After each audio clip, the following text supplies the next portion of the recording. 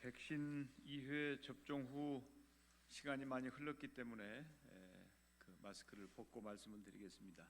안녕하십니까? 강한 대한민국 경제대통령 정세균입니다. 우리나라 철도는 1899년 처음으로 경인선이 개통된 이래 국민들의 이동과 물류의 중심축 역할을 담당해 왔습니다. 특히 경부선과 호남선 철도는 서울, 대전, 대구, 부산, 광주 등을 잇는 대한민국의 대동맥입니다. 하지만 도시의 중심을 관통하는 철로는 도심지를 단절시키고 도시의 통합적 개발을 어렵게 하고 있습니다. 만성적인 소음, 진동, 분진, 그리고 선로 인근의 슬럼화 등으로 시민들이 크게 고통받고 있으며 지역사회의 사회 경제적 손실도 막대합니다. 최근 우리는 도심 철도 지하화의 성공적인 사례를 경험하고 있습니다. 1904년부터 운영되어 온 경의선 중 마포 연남동에서 용산까지의 구간 약 6.3km가 지하화되었고 이 구간의 지상에 아름다운 숲길이 조성된 것입니다. 그리고 이제 이 숲길은 도심과 도심, 과거와 현재를 잇는 문화의 산책로로서 누구나 쉽게 접근할 수 있는 서울의 멋진 명소가 되었습니다. 서울을 비롯한 대전, 대구, 부산, 광주 등에서 도심철도 지하화에 대한 요구가 매우 큽니다.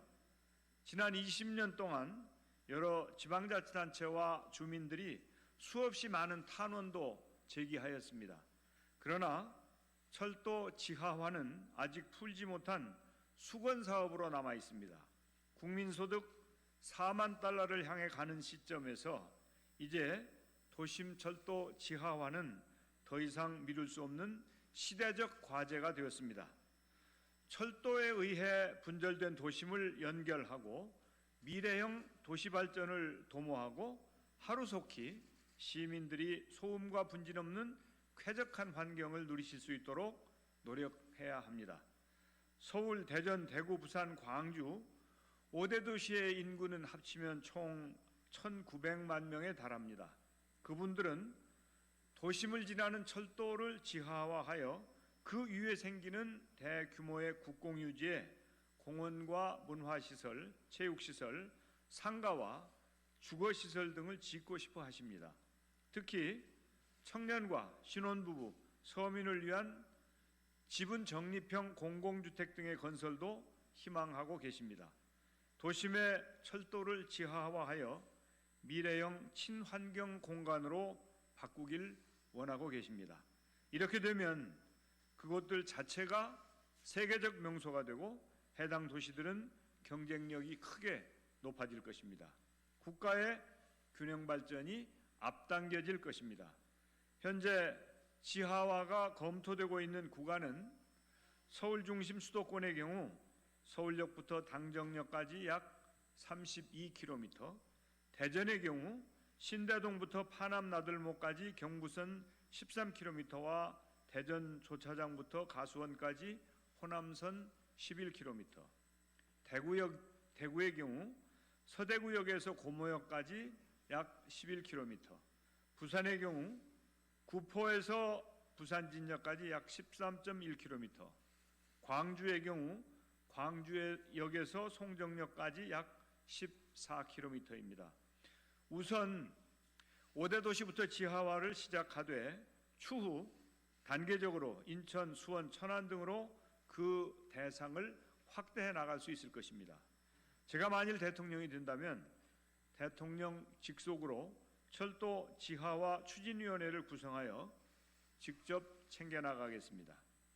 그동안 철도 지하화의 걸림돌은 예산 문제였습니다. 저는 이 사업에 소요되는 예산을 민간 자본 유치로 해결하겠습니다. 철도 부지 일부를 민간에 매각하거나 부지의 사용권을 이전하여 소요 비용의 일부를 충당하고 철도 역사 등 수익 활동이 가능한 부문은 민간이 BTO 방식으로 개발하여 정부의 소유권을 넘기되 장기간 50년 정도 되는 것이죠. 운영권을 갖고 투자 원금을 회수해 가도록 하겠습니다. 그래도 부족한 부분에 대해서는 일부 정부 재정을 투입하겠습니다. 도시 기능을 회복하고 균형 발전을 촉진하며 시민들의 삶의 질을 높일 수 있다면 언제까지 예산 타령만 하고 있으면 안 됩니다. 과감하게 길을 찾는 것이 국가의 책무입니다. 수도권 7개 자치구의 의뢰로 연구한 경부선 지하화 기본 구상 자료에 의하면 투자 비용 약 14조 원에 대해 생산 유발 효과 28조 원, 부가가치 유발 효과 10조 원, 임금 유발 효과 4조 원으로 비용보다 편익이 훨씬 큽니다. 이는 다른 도시들도 크게 다르지 않습니다. 이 사업은 정부, 시민, 민간이 모두 윈윈하는 사업으로 역사에 길이 남을 것입니다. 도심지 철도 지하화는 도시 경쟁력 강화와 시민들의 삶의 질 향상은 물론 일자리 창출에도 크게 기여할 것입니다. 연구에 의하면 수도권 29만 명, 5대 도시 전체로 50만 명의 일자리가 창출될 것으로 분석되고 있습니다. 4차 산업혁명 시대를 맞이하여 빅데이터, 인공지능, 가상현실, 클라우드, 블록체인, 드론, 자율주행차, 스마트 공장과 같은 8대 선도 분야의 육성이 중요합니다.